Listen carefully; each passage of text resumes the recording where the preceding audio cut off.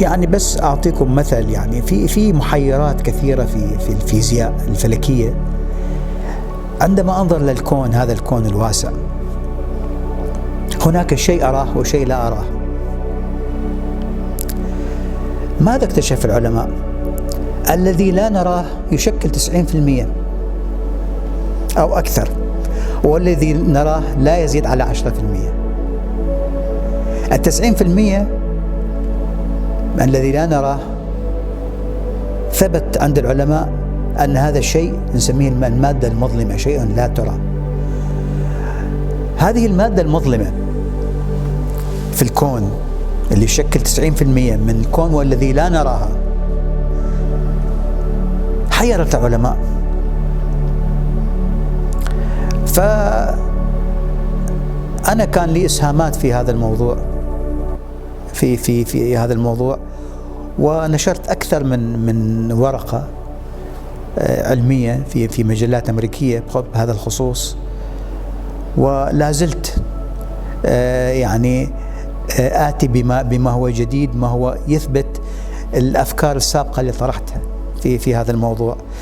الوالد هاجر سنة 1950، أنا كنت صغير جدا، فذكرياتي الأولية قبل السفر كانت ذكريات صغيرة قليلة جدا. يعني كنت أتذكر البيت العود، كنت أتذكر منزلنا احنا شخصيا اللي كنا عايشين فيه. في ذكريات متفرقة بهذا الخصوص.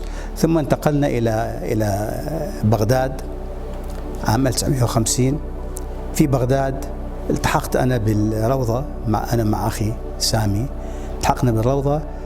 بعد ذلك بسنة قبلت أنا في المدرسة الابتدائية الكاظمية للبنين في بغداد.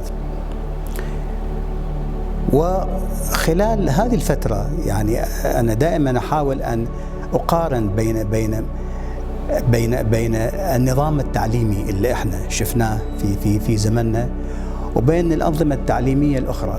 على الوردي احنا كنا دائما نقضي أيامنا ولعبنا في حديقتهم في بيتهم. فعلى الوردي يعني من الناس اللي عرفناهم عشنا في بيتهم تقريبا، يعني ابنه معانا. هاي الأشخاص نفسهم التقينا فيهم بعدين في الجامعة. المفارقات، أنا جيت البحرين، التحقت بالجامعة الأهلية، تعرفت على نائب الرئيس الدكتور وجيه العلي، فنتحدث. قلت له انت من العراق، من وين؟ قال لي انا من الكاظميه. قلت له في اي مدرسه؟ قال المدرسه الكاظميه. قلت له انا في مدرسه الكاظميه ما شفتك. شايف شلون السنين والامور تدور بهذا الشكل.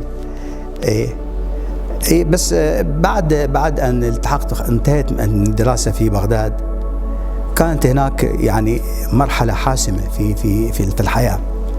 بعدين تقدمت الى أعرق الجامعات الفرنسية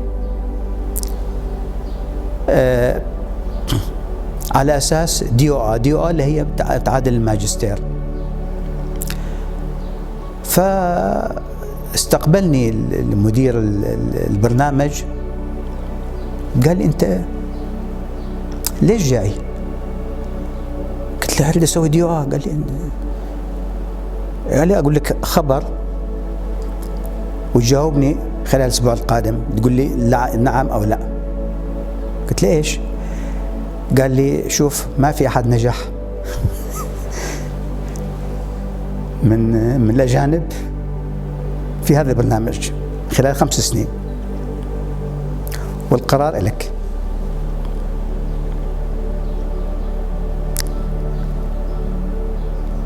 يعني واحد يقول لك بهالشكل، أنا في الليل صرت ما أنام يعني بعد كل هذا الجهد. رجعت له بعد أسبوع، قلت له أقبل. فالتحقت بالبرنامج. بالفعل كان صعب. ليش صعب؟ لأن البرنامج يعتمد كلها على مواد هم يدرسوها أدفانسد، أنا ما ماخذ حتى البدايات مالها. يعني ياخذوا ادفانس كوانتم ميكانكس، ادفانس سوليد ستيت فيزيكس، ادفانس ثيرموداينامكس. انا هاي المواد ما دارس حتى البدايات مالها. فعلي ليس فقط أن أدرس البدايات، علي اللحاق بزملائي في الشسمة فكان نوع من التحدي الكبير. مهم أنه في آخر السنة نجحت. أنا عندما قرأت اسمي يعني لم أصدق. هذا النجاح في الDOA فتح لي أبواب واسعة جدا. إذا أنت ناجح من DOA في فرنسا، من جيسيو، هاي يسمونها جيسيو اللي هي المكان اللي فيه جامعة بيير ماري كوري، أي مختبر أي مكان يستقبلك عشان دكتوراه. بدأت القصة، كنت أسير في شوارع دمشق،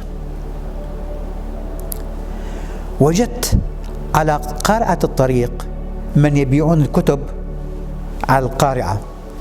لفت نظري كتاب اسمه القاموس الفلكي. هذا الكلام كان في بداية الثمانينيات.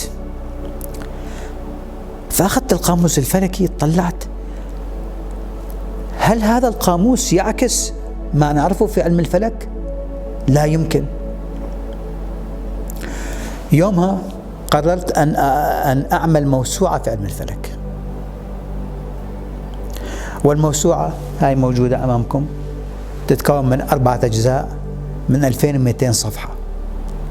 كل شيء في علم الفلك حاولت أن أحطه، بس كان التأكيد على شيء مهم، أن أوجد مقابل مصطلح بالعربي إلى جميع المصطلحات الأجنبية، ونجحت فيه. فكان الهم أنك تكتب شيء باللغة العربية، شيء علمي باللغة العربية، وهذا شيء ليس سهل، لأن تعريب المصطلحات ووضعها في إطار متكامل هو لحالة عبارة عن عمل صعب. أيضا أوجدت موقع على الواتساب اسمه مجمع اللغة العربية، وفي الواقع أنا في تواصل مع مجموعة كبيرة من الإخوان في البحرين لإنشاء مجمع للغة العربية في البحرين. الإنسان كل يوم عيشه هو عبارة عن تجربة جديدة. أنا هذا بالنسبة لي هالشكل أفكر، كل يوم تعيشه أنت هو عبارة عن تجربة جديدة.